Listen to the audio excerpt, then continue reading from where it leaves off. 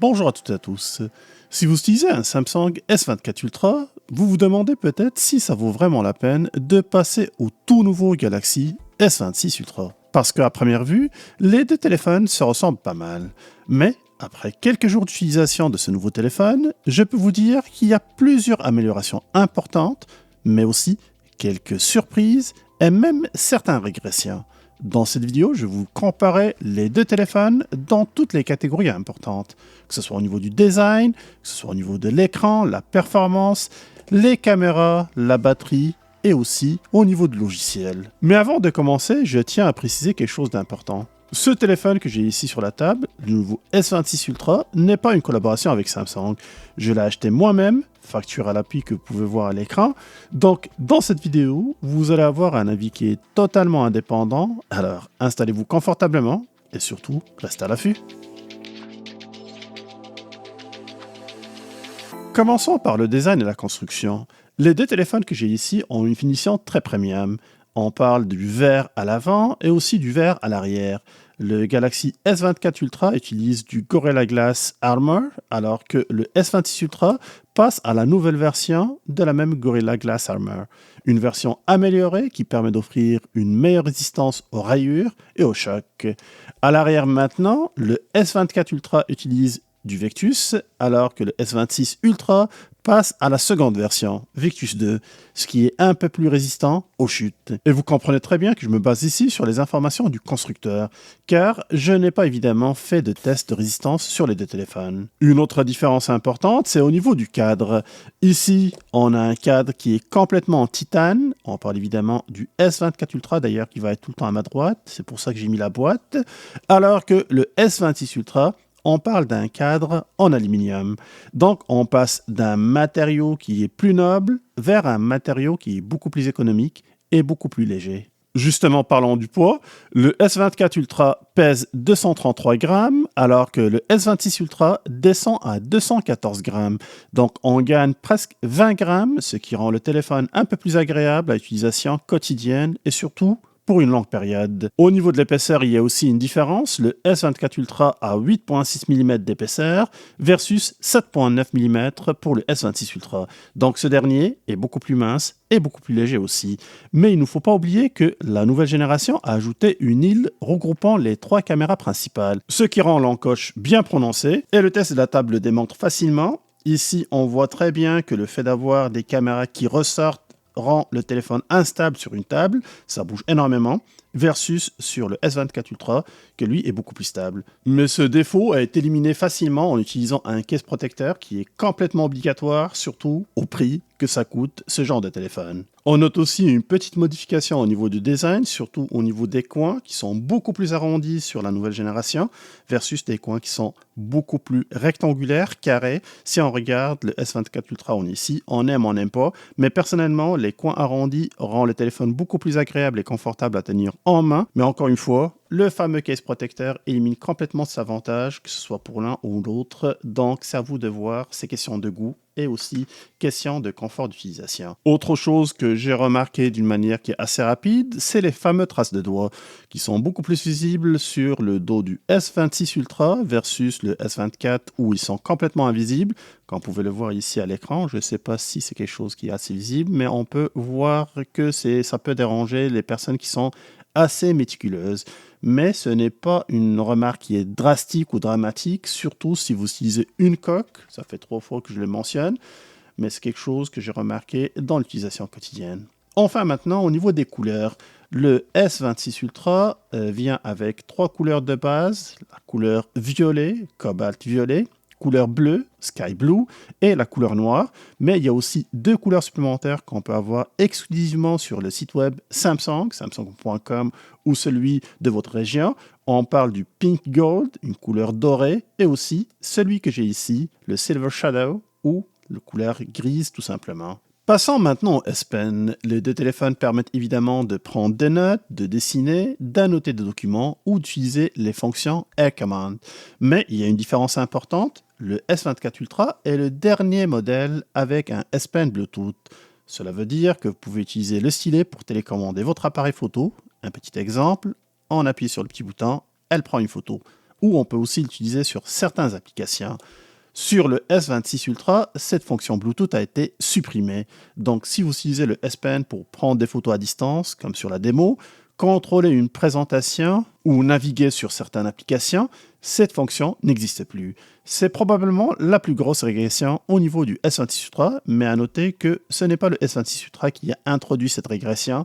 Depuis le S25 Ultra, on n'a plus cette fonctionnalité. Une autre chose à noter concernant le stylet, sur le S24 Ultra, il est pratiquement impossible de se tromper lorsque vous remettez le S Pen dans son emplacement, parce que le stylet a une forme qui est asymétrique. Ce n'est pas le cas avec le S26 Ultra. Comme vous le remarquez ici, le stylet a maintenant une forme qui épouse davantage celle du téléphone, ce qui fait qu'il ne peut être inséré dans qu'un seul sens. Et dans l'utilisation quotidienne, on peut facilement se tromper au début et essayer de le remettre dans le mauvais sens. Parlons maintenant de l'écran. Le S24 Ultra possède un écran 6.8 pouces, alors que le S26 Ultra passe au 6.9 pouces. La résolution augmente légèrement, comme vous pouvez le voir sur les chiffres, mais pas le rapport pixels par pouce. Sur le S24 Ultra, on est à 501 points par pouce, alors que sur le S26 Ultra, on est à 498 points par pouce.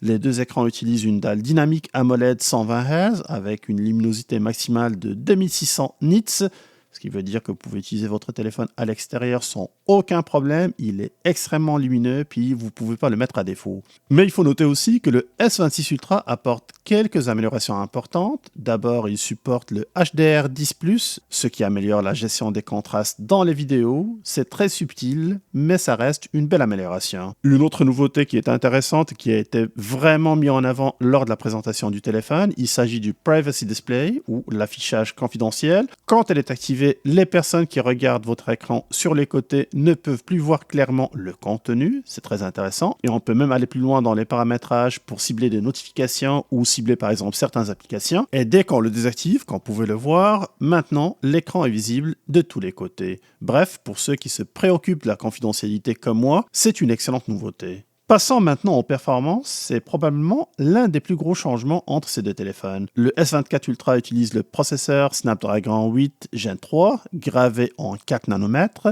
De son côté, le Galaxy S26 Ultra utilise le Snapdragon 8 Elite Gen 5. Celui-ci est gravé en 3 nanomètres. Donc on parle d'une architecture qui est beaucoup plus récente, beaucoup plus puissante et surtout plus efficace énergétiquement. Pour vérifier ça, concrètement, j'ai fait plusieurs tests de performance. Sur le Geekbench qui mesure la puissance du processeur, en single core, le S26 Ultra a obtenu un score sans appel de 2839 versus 1845 pour le S24 Ultra. Donc on observe environ 54% de performance en plus. En multicore, ça augmente encore plus. On a à peu près 62% d'amélioration qui est notée entre la génération S26 Ultra et le S24 Ultra. Donc, pour toutes les tâches qui sont lourdes, comme le montage vidéo, l'intelligence artificielle et le multitâche, le S26 Ultra est clairement beaucoup plus puissant. Au niveau du GPU, pour la partie graphique, on a obtenu un score de 18 648 versus 11 318, donc environ 65% de performance graphique en plus, ce qui est particulièrement utile, surtout pour les jeux, encore une fois pour les traitements vidéo, et toute application de 3D ou de réalité virtuelle. Passons maintenant à un second test qui mesure les performances globales du téléphone. Donc là encore, au niveau des CPU, ça confirme ce qu'on a obtenu précédemment, 55% des gains en termes de performance. Et pour le GPU, la partie graphique, là aussi, il y a une énorme différence. On est quasiment au double de performance graphique. Et la mémoire aussi est performante au niveau du S26 Ultra, qui permet d'avoir un gain de 38% en termes de performance. Enfin, j'ai aussi testé les performances dans 3D Mark, qui simulent des charges graphiques comme dans les jeux. Les résultats sont sans appel. Dans les jeux qui sont exigeants, le S26 Ultra peut offrir entre 40 et 50% de performance supplémentaire par rapport au S24 Ultra. Parlons maintenant de caméra. Sur le papier, les deux téléphones sont assez similaires, mais Samsung a quand même apporté quelques modifications sur son nouveau modèle. Les deux modèles utilisent un capteur de 200 mégapixels en parle de capteur principal. Il est capable de produire des photos très détaillées avec un excellent niveau de traitement logiciel. Mais il y a quelques différences importantes. La première concerne la caméra ultra grand angle sur le Galaxy S24 Ultra. Elle est seulement de 12 mégapixels alors que sur le S26 Ultra, elle passe à 50 mégapixels. Concrètement, qu'est-ce que cela va donner? Eh bien, beaucoup plus de détails, de meilleures photos de paysages et une meilleure qualité pour les photos macro. Autre amélioration intéressante, ce sont les ouvertures des capteurs. Par exemple, la caméra principale, même si elle a gardé la même résolution, sur l'ancien modèle S24 Ultra, elle était seulement de 1.7. On parle du focal 1.7 évidemment. Alors que pour la caméra du nouveau modèle S26 Ultra, elle passe à un 1.4, ce qui permet de capter davantage de lumière, donc résultat de meilleures photos de nuit et un meilleur rendu dans les scènes sombres.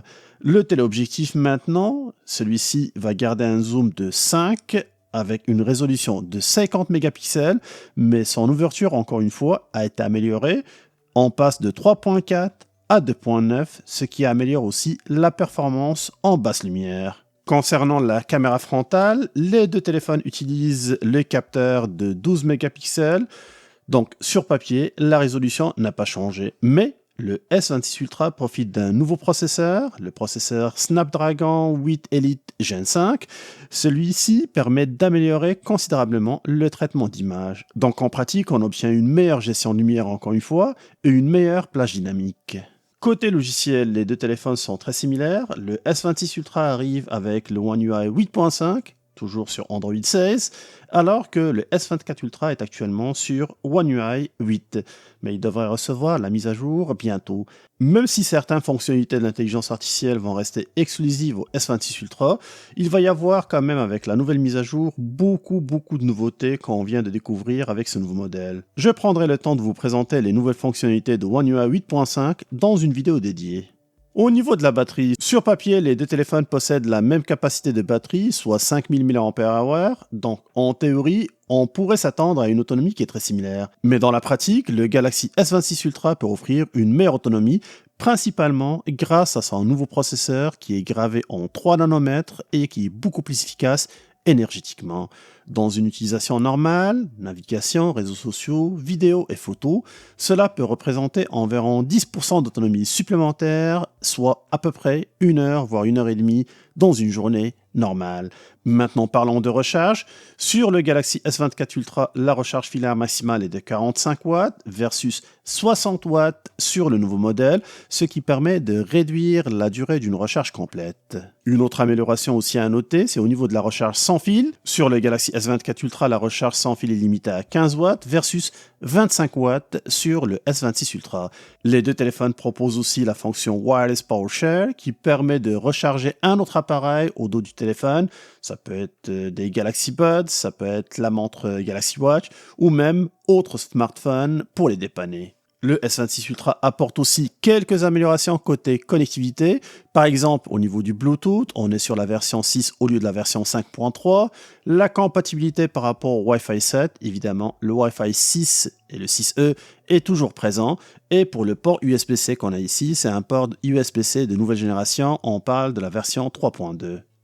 Maintenant, combien ça coûte ce téléphone? Eh bien, je vais parler de mon cas particulier. J'ai acheté le S26 Ultra avec la version 512 directement sur le site de Samsung. Le prix régulier de la version 512 est de 2179 $ canadiens. Samsung offrait plusieurs promotions de lancement, 200 $ de rabais, 50 $ de rabais professionnel et j'ai obtenu 548 $ canadiens toujours pour mon Galaxy S24 Ultra en échange. Au final, avec les taxes, mon upgrade m'a coûté environ 1267 $ canadiens. Vous pouvez le constater d'ailleurs sur l'écran avec cette facture. Alors, la grande question, est-ce que ça vaut vraiment la peine de passer du S24 Ultra au S26 Ultra?